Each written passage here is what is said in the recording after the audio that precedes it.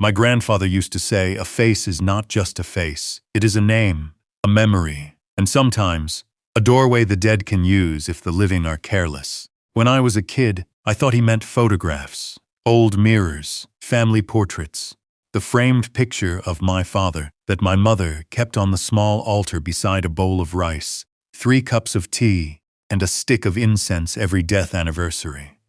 I never thought he meant tarot cards. Not ink on paper, not a deck wrapped in black cloth, tied with red thread, hidden in the back of an antique market behind an old church in Boston. And definitely not the card I found lying face up on my desk at 3:03 in the morning.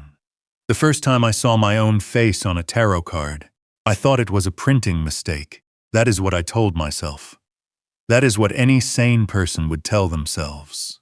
My name is Daniel Park. I was 29 years old when it happened. I lived in Boston, in a narrow apartment above a closed tailor shop, where the windows rattled whenever the subway passed beneath the street. The front room was my workshop. The back room was where I slept, ate, and tried to convince myself I had a normal life. I restored old things for a living. Paintings with smoke damage, cracked mirrors, broken music boxes, family photographs eaten by mold, old wooden boxes with names scratched into the inside lids. Sometimes people brought me antique tarot cards, not because they believed in them, but because they looked beautiful framed on a wall. I repaired torn paper, mixed ink to match old colors, rebuilt broken faces from whatever fragments remained. That was my talent, and maybe that was why the deck found me. My grandmother raised me after my father died. She was Korean, quiet, and deeply superstitious in a way she never tried to explain to Americans. She could look at an old object and tell whether it carried grief, anger, or just dust. She used to hold my hand when we passed antique stores and say, "Never bring home something that has been waiting too long." When I was 13, I asked her how a thing could wait. She looked at me and said, "The dead wait through things. A mirror, a ring, a photograph, a face." Then she taught me 4 rules. Never restore a face if you do not know who it belongs to. Never open an old divination tool after midnight. Never ask a cursed object who owns you. And if a picture begins to look like you, never sign your name on it. I broke all 4 rules because I thought I was too modern to be afraid. The antique market was open only on weekends. It sat behind St. Bartholomew's Church, in a brick building that used to be a printing warehouse. Most of the stalls sold the usual things: old watches, fake Victorian jewelry, cracked porcelain dolls, silverware that smelled like old drawers, religious icons, postcards, estate sale paintings. I went there on a rainy Sunday looking for frames. The rain had turned the alley behind the church into a dark ribbon of water. Inside the market, everything smelled like wet coats, old paper and dust. Near the back, past a stall selling broken clocks, I saw a booth I had never noticed before. It was narrow, no sign, no price tags, just a wooden table, 1 lamp, and an old man sitting behind it. He wore a black coat, even though the room was warm. His hands were folded on the table. His eyes followed me before I was close enough to speak. On the table was a small wooden box. The box was wrapped in black cloth and tied with red thread. I stopped because of the thread. My grandmother used red thread for protection charms, for tying paper talismans, for marking things that should not be opened casually. The old man said, "You restore faces." It was not a question. I looked at him. "Sometimes." He pushed the box toward me. "Then this is for you." I laughed softly. I didn't ask for a tarot deck. "You will." I should have walked away. Instead, I reached out. The wood was warm, not room temperature, warm like it had been pressed against someone's skin. I pulled my hand back. The old man smiled. "Don't open it after midnight," he said. "Some cards do not predict the future. They choose it." I thought it was a sales trick. Antique dealers loved stories. A curse added $20 to anything. How much? 20. That was too cheap. That should have been another warning. I paid him with a bill from my wallet. His fingers never touched mine. When I looked down to put the box into my bag, the old man said one more thing. Whatever you do, don't ask who owns your face. I looked up. The chair behind the table was empty. I stood there for a long moment, listening to the rain tapping the high windows. Then I told myself the man had stepped away while I was looking down. I took the deck home. That night I worked late. A client had brought me a damaged family portrait from the 1940s. The mother's face had been ruined by water. I spent hours rebuilding her eyes from the shape of one surviving eyelid and the shadows under her cheekbones. By midnight, the rain had stopped. The city outside was silent except for tires hissing on wet pavement. The wooden box sat on my shelf, still wrapped in black cloth. I tried to ignore it. At 12:17, the red thread around the box tightened by itself. I saw it happen from across the room. The knot pulled in slowly, like someone invisible was drawing it closed. I put down my brush. "Nope," I whispered. I told myself not to touch it. Then I walked over and touched it. The thread was damp. I cut it with my restoration knife. Inside the cloth was a small wooden box with no carving. No initials, no maker's mark.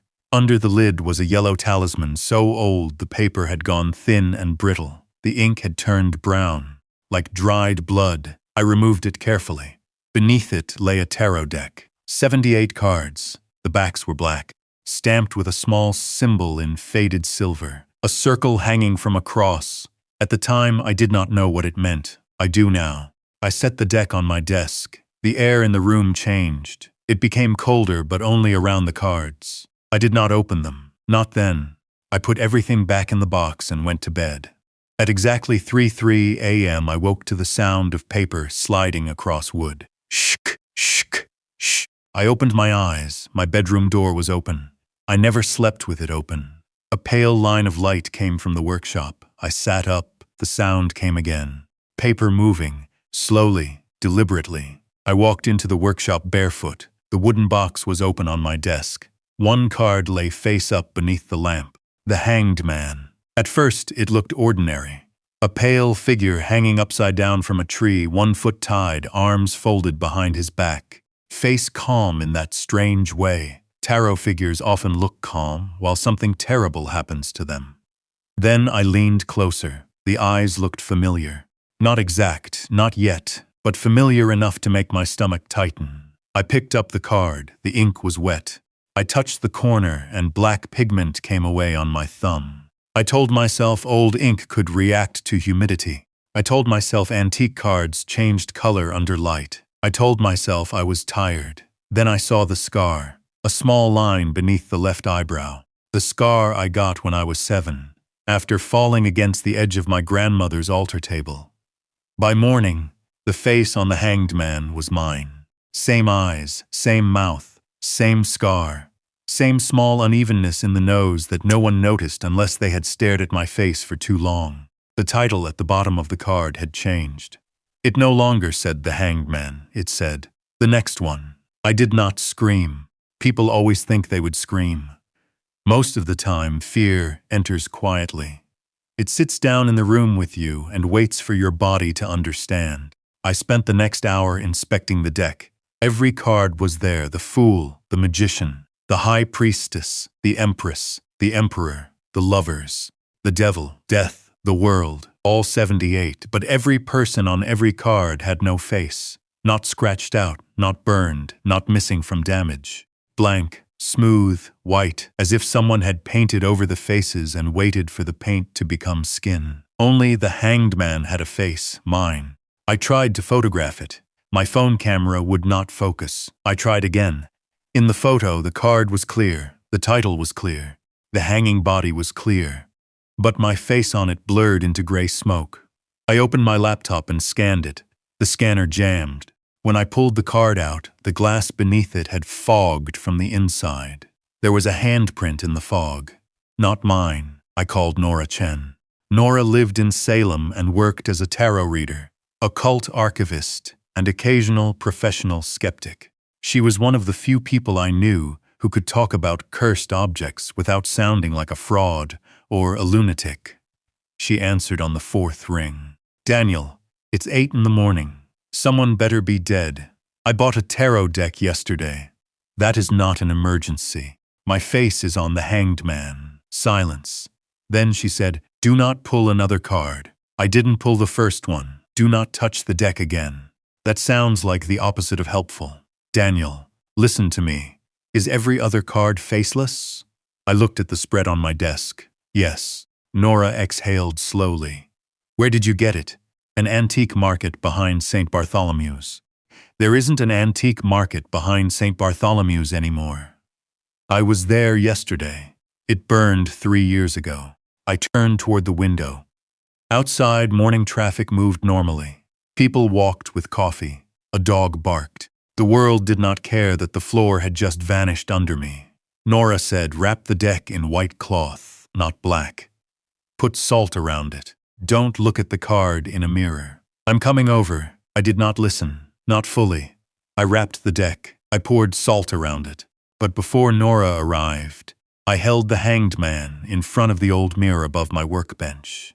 In the mirror, the card did not reflect a card. It reflected me, hanging upside down from the ceiling of my own workshop. My eyes were open. My mouth was stitched shut with red thread, and behind me in the mirror stood a man with no face. I dropped the card. The mirror went normal, but the thing in the reflection had already seen me. That night, I dreamed someone sat beside my bed, drawing me from memory.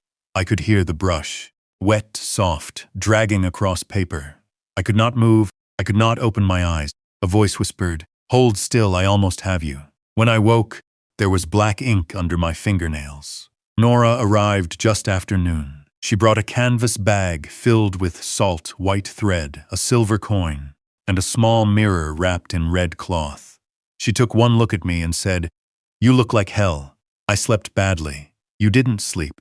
You were watched. She stepped into the workshop and stopped in front of the deck. The salt circle around it had turned gray. Nora did not touch the box. She walked around it slowly. Then she pointed at the symbol stamped on the back of the cards, the circle hanging from the cross. I've seen this before. Where? In a 19th century occult record, Boston. A group called the Order of the Suspended Veil. That sounds fake. So do most evil things until they start working. She took a photo of the symbol but did not get close. They believed the face was the address of the soul, she said. Not the eyes, not the body, the face. If you could steal a person's face, you could suspend their spirit between life and death. Why? To use them. To borrow their years, their luck, their memories, their voice. Depends on the ritual. I looked at the deck. You're saying these cards hold people. I'm saying maybe they hold what is left after people are taken. A soft shuffling sound came from inside the box. Nora went still. Daniel. I didn't touch it. The lid opened by itself. One card slid out, face up, the lovers. 2 bodies stood beneath a winged figure. Both faces were blank. Then slowly one of the faces began to darken. Ink spread under the paper like blood under skin. Eyes appeared, a mouth, hair, a small mole near the chin. I knew that face. Emily, my ex-girlfriend. I grabbed my phone and called her. She answered after 2 rings. Daniel? I nearly cried from relief. Emily, listen to me. Are you okay? What? Yeah. Why, do you remember me? She laughed nervously. That's a weird question. Say my name. Daniel. Nora watched me from across the desk, her face pale. I said, "What do I look like?" Emily was quiet. Emily, I know you, she said slowly. I know you. Describe my face. Daniel, stop. You're scaring me. Please. Her breathing changed. I can't. The line crackled. I can't remember your face. Then the call ended. By morning, Emily's profile picture on social media had blurred.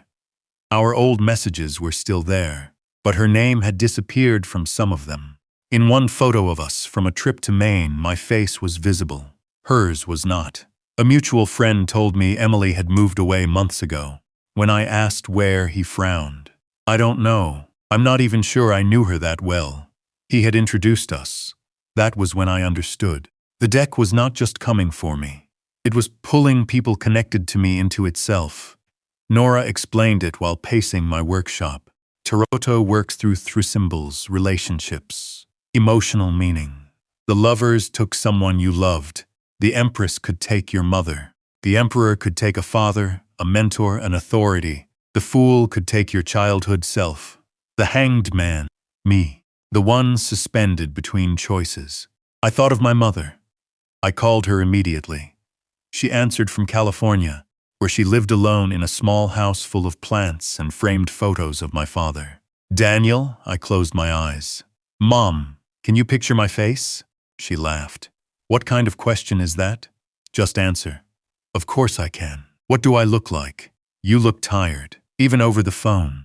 I almost smiled. Then she said, You have your father's eyes. The line went silent. Mom, I'm sorry, she whispered. For a second, I couldn't remember his face.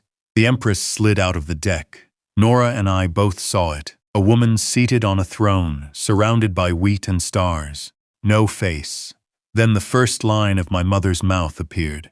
I snatched the card and shoved it back into the box. The box shook in my hands like something alive. Nora said, We need help. She took me to a small shrine in Boston's Chinatown, hidden behind a grocery store and a locked metal gate. My grandmother used to bring me there when I was little. I remembered the smell of incense, oranges, old wood, and rain-soaked coats. An elderly woman tended the altar. Her name was Mrs. Han. She knew Nora. She knew my grandmother. And when she saw the black box in my hands, she stepped back. That is not for telling futures, she said. What is it? Her eyes darkened. A debt deck. She lit 3 sticks of incense and placed them in a bronze bowl. The smoke rose for a moment, then bent downward toward the box. Mrs. Han muttered something under her breath and took out a yellow talisman from a drawer. This kind of thing is not killed by fire, she said. If you burn the paper, the faces stay. If you drown it, the names sink. If you bury it, it waits. How do I stop it? You find the card outside the deck, Nora said. The face collector. Mrs. Han nodded. The blank one. The one that owns the others. Where is it? Where the first mouth was sewn shut. I looked at Nora, she whispered. The old church, St. Bartholomew's, the antique market that had burned, the place where I bought the deck from a booth that did not exist. Mrs. Han grabbed my wrist before I left. Her fingers were cold. If you touch that card, she said, it will show you who owns your face. I asked, and if I ask? She tightened her grip. Then something will answer. That night, Nora and I went digging. Old newspapers, city archives, fire records, library scans. The Order of the Suspended Veil had existed in Boston in the late 1800s. Not publicly, not officially. But their symbol appeared in the margins of old spiritualist pamphlets, on the back of one photograph, and in a police report connected to a fire in 1896. They met beneath St. Bartholomew's in rooms that were never on the church plans. They used tarot, mirrors, red thread, imported charms, names written backward. The ritual was called face binding. The victim did not die, not immediately. First, their face disappeared from photographs. Then their name became difficult to say. Then the people who loved them remembered the feeling of them, but not the shape. Finally, they became an image inside a card. Still conscious, still aware, not alive, not dead, suspended. The last known owner of the deck was a portrait restorer named Arthur Bell. That made my stomach twist. Arthur restored damaged faces just like me. The order used him to repair the faces they stole. But Arthur discovered the people inside the cards were still aware. He tried to destroy the deck. The church basement burned. Arthur disappeared. Every record after 1896 had his name crossed out in black ink. When I closed the archive file, my laptop screen went dark. For 1 second, the black screen reflected a man standing behind me. No face. Then every portrait in my workshop turned itself toward the wall. I ran home. The Empress was on my desk. My mother's face had almost finished forming. Only the eyes were missing. I called her again. She answered. But for the first few seconds, she did not recognize my voice. Mom, I said. Who is this? My chest tightened. It's me. Silence. Then she gasped. Daniel? I looked at the card. The eyes appeared. My mother whispered, "I dreamed your father was drawing something. He told me not to let you finish the face." The lights flickered. The deck shuffled itself. Nora grabbed my arm. "We go now." St. Bartholomew's had been closed for years. The church stood behind a chain-link fence, blackened on one side from the old fire. The market building behind it was boarded up. Rain had begun again, light and cold, making the pavement shine. We found the basement entrance under a rusted metal door behind the altar. The lock broke when Nora touched it with the silver coin. Below was a staircase that smelled of dust, burnt wood, and old incense. The basement was larger than the church above it. Of course it was.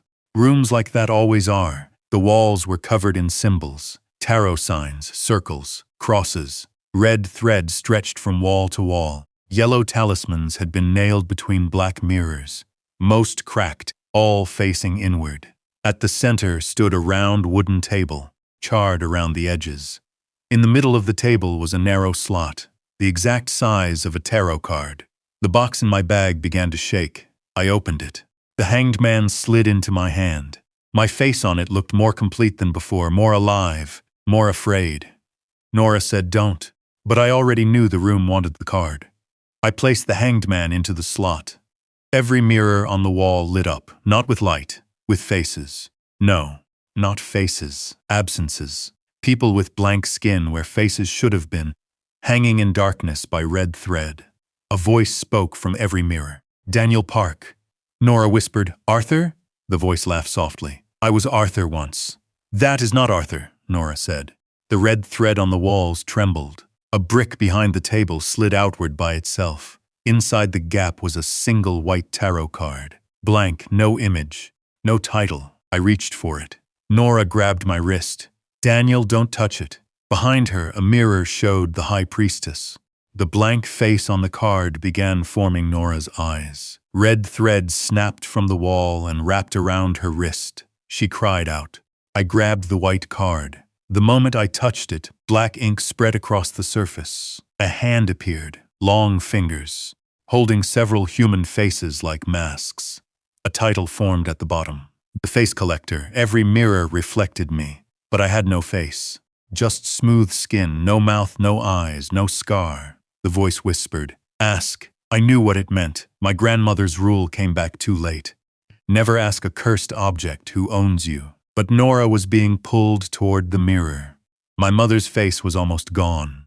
Emily had already started disappearing, and I was tired of being hunted by something that would not show itself. So I asked, "Who owns my face?"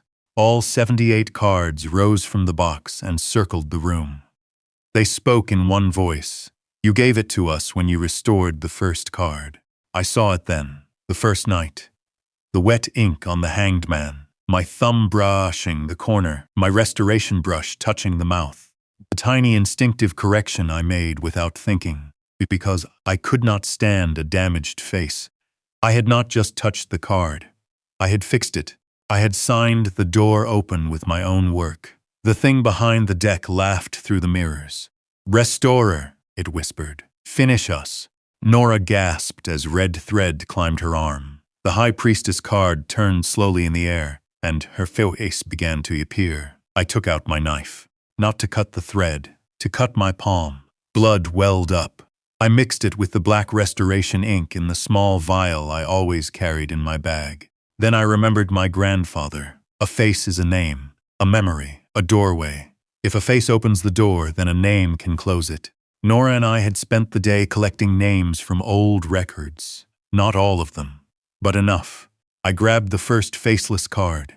The Magician. I wrote on it. Arthur Bell. The room screamed. A man appeared in one of the mirrors, old-fashioned coat, tired eyes, his face half-finished but human.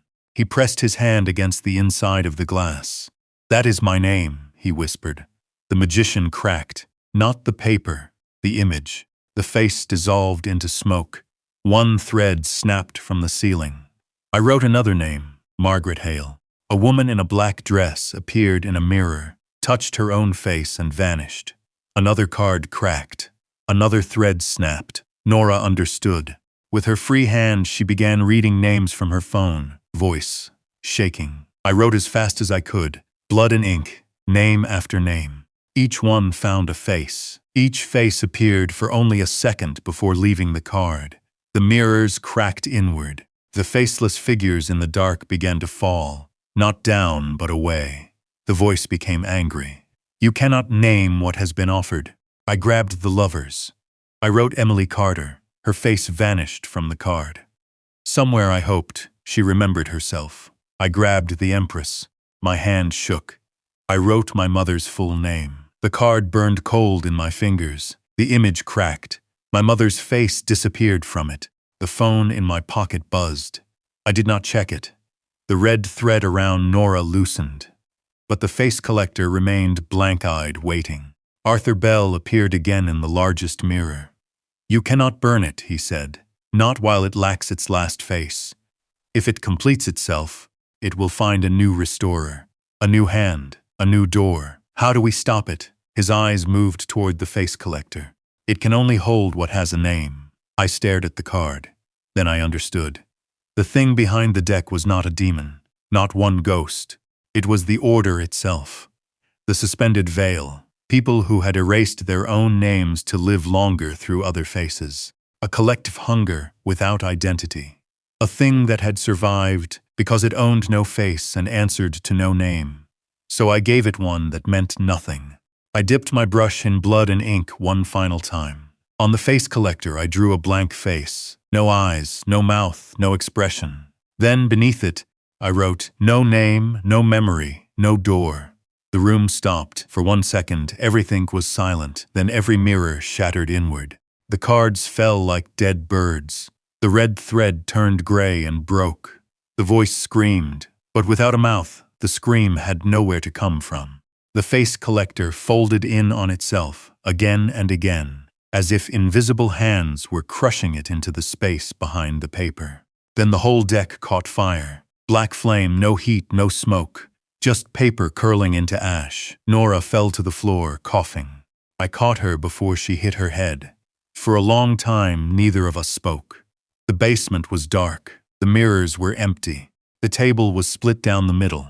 On the floor, among the ashes, lay one card, the face collector. It was completely white. No image, no title, no stain, Nora whispered. Don't touch it. I wrapped it in white cloth, then red thread. Then one of Mrs. Hahn's talismans. This time, I listened. The next morning, my mother called. She remembered my voice. She remembered my face. She sent me a photo of my father from when they were young. I opened it with shaking hands. For a moment, I smiled. Then the smile died. I knew the man in the picture was my father. I knew I had loved him. I knew I had cried at his funeral even though I was too young to understand death. But I could not remember his face. Not fully, only pieces. His hands, his coat. The way my mother said he laughed. But his face had become a fogged window in my mind. That was the price. I had used memory as ink, and something had taken its share. Nora told me I was lucky. Maybe she was right. Emily called 3 days later. She remembered me again. Mostly. She said she had dreamed of being trapped behind glass, hearing someone write her name from very far away. I did not tell her the truth. What would I say? Sorry, your face was almost stolen by a 19th century occult tarot deck. Because I could not leave cursed paper alone?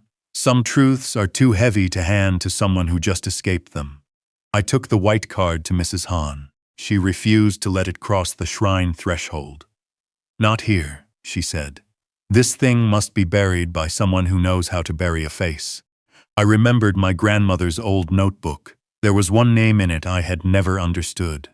A man in Queens, the only person who can bury a face.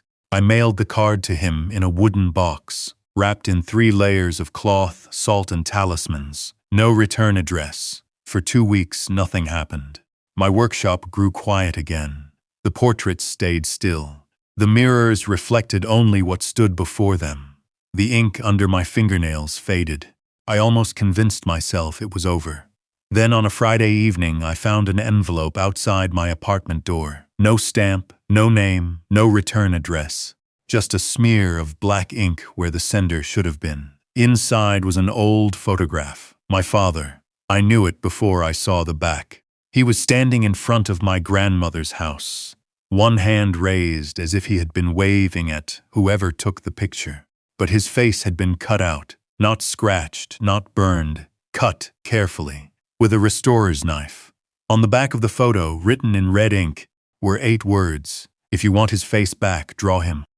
I stood in my workshop for a long time. The city outside moved on. Cars passed. Someone laughed on the sidewalk. Rain began tapping softly against the window. Then, from inside my desk drawer, I heard a sound. Shk, shk, shk. Paper sliding across wood. I did not open the drawer, not that night. But I knew what waited inside. A blank card, a missing face, and a door I had not finished closing.